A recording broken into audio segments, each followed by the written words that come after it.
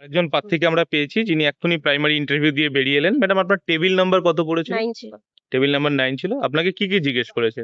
আমাকে ফার্স্টে ওই বাক্য গঠনের উপরে ডেমো দেখাতে বলল। হুম। তারপরে একটা ভাগ ছিল, 5 অঙ্কের যেটা একটা ভাগ ডেমো ছিল। দেখাতে হয়েছে ওখানে কি বোর্ড ওয়ার্ক করতে বলেছে? হ্যাঁ, বোর্ড ওয়ার্ক করতে হয়েছে। আমি শ্রেণী সব লিখতে গেছিলাম, হুম। কিন্তু ওটা তো বললো লিখতে না, ডাইরেক্ট করাতে বললো। আচ্ছা। তারপর বাক্য কিভাবে গঠন হয়, বাক্য কয় প্রকার ও কি কি তার উদাহরণ দিতে বলেছে। হুম। আর তারপরে হচ্ছে আমাকে 5 অঙ্কের একটা ভাগ দিয়েছিল, আর মাইনাসের একটা হচ্ছে ভগ্নাংশ ছিল, কোনটা সব থেকে ছোট কোনটা সব থেকে বড়। তারপরে দ্বিজেন্দ্রলাল রায়ের একটি কবিতা বলতে বলেছে। আচ্ছা।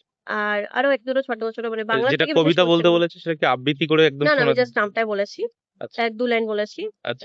এইটুকুই। আর হচ্ছে রবীন্দ্রনাথ ঠাকুরের একটি উপন্যাসের নাম বলতে বলেছে। তো এই কটাই, বেশি কিছু আপনার হয়নি। সাবজেক্ট কি ছিল ম্যাডাম? সাবজেক্ট জেনারেল ছিল আমার। ঠিক আছে, best thank of you. Luck. প্রিয় ছাত্রছাত্রীরা, প্রাইমারি ইন্টারভিউ এর প্রতিদিনের হল আউট এক্সপিরিয়েন্স বা রিভিউ সরাসরি ক্যান্ডিডেটদের মুখ থেকে শুনে নিতে তোমরা বেঙ্গল গুরুকুলের ইউটিউব চ্যানেলটি সাবস্ক্রাইব করো। এছাড়াও ফলো করো বেঙ্গল গুরুকুলকে ফেসবুক এবং ইনস্টাতে। তাছাড়াও একদমই প্রাইমারির জন্য ডেডিকেটেড বেঙ্গল গুরুকুলের হোয়াটসঅ্যাপ গ্রুপটি তোমরা জয়েন করার জন্য লিংক পেয়ে যাবে এই ভিডিওর ডেসক্রিপশনে এবং কমেন্টে।